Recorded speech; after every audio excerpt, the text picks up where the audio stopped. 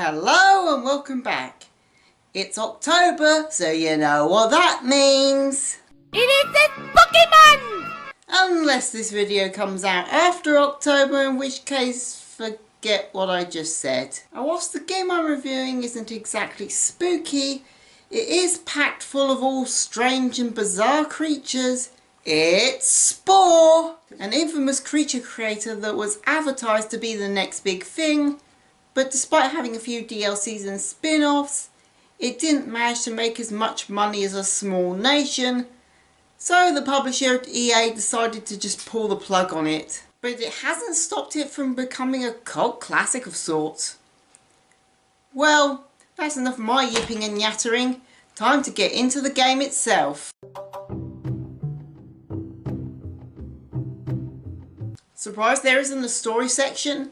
That's because this game doesn't really have a story as such, outside of just getting from one stage of evolution or society to the next, until you get to the last stage and basically do whatever the hell you want. And surprisingly enough, the gameplay does actually change depending on what stage you're in.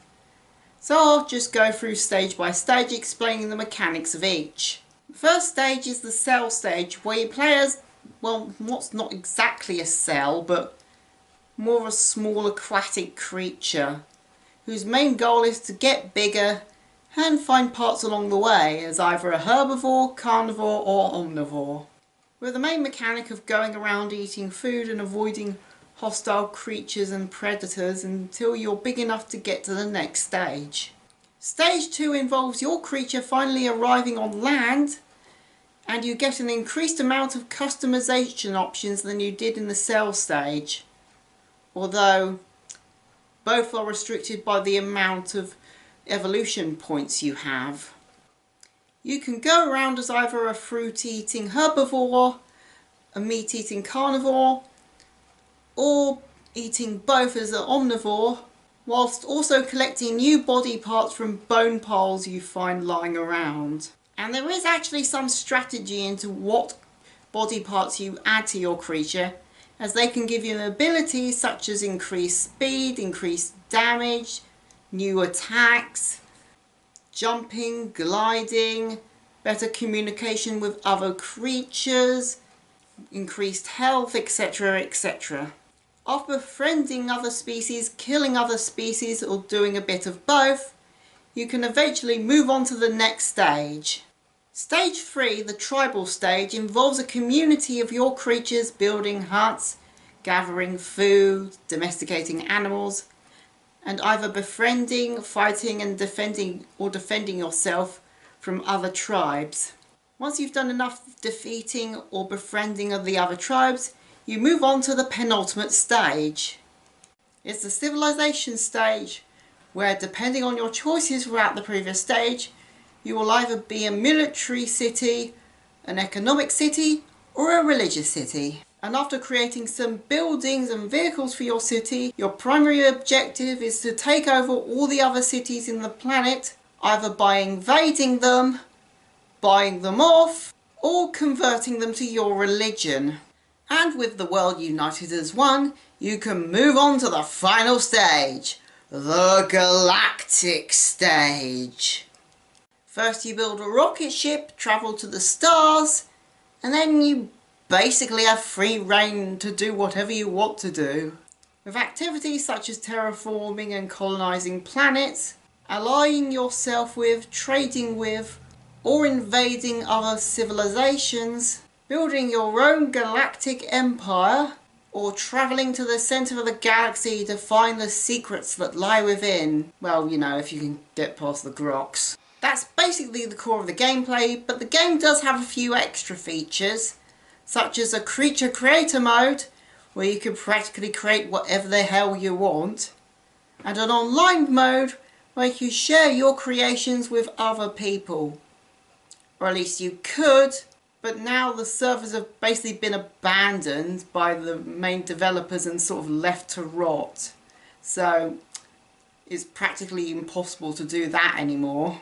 There were also a couple of DLCs for this game, such as one that added some extra parts, and another one that added galactic missions to play in the space stage, as well as your own sort of level creator for these galactic missions to make your own.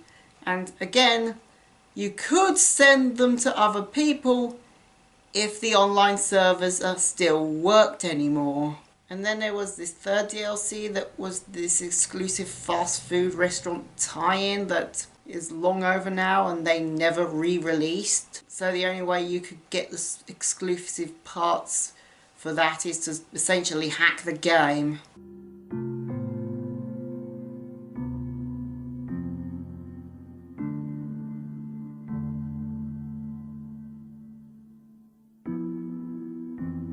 The graphics aren't exactly state of the art, which is understandable as this game's over a decade old now.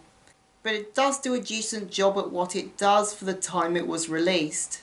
And it does have an art style that has a unique charm of its own. And the music, while probably not the most memorable, does do a decent job too, especially with the more ambient tracks. And it will probably take me weeks to get the music from the title screen out of my head.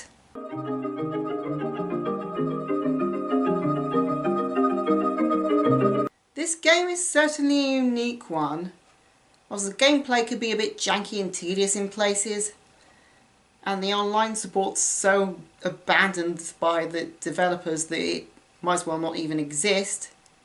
This game does certainly have a unique charm of its own, and its unique combination of gameplay styles, as well as the premise of creating your own creature and going through its evolution, is certainly something that hasn't really been done to this extent before or since. And I'd say the game is worth giving a play. Although do take in mind that if you try and get a physical copy it probably won't work, either because the game itself's too old for you to play it on your current PC, or because for some reason the developers decided to add DRM on this, so you can't play it second hand anyway. I suggest getting it digitally off places like Steam is a lot easier. Well, that's all from me. See you guys next time.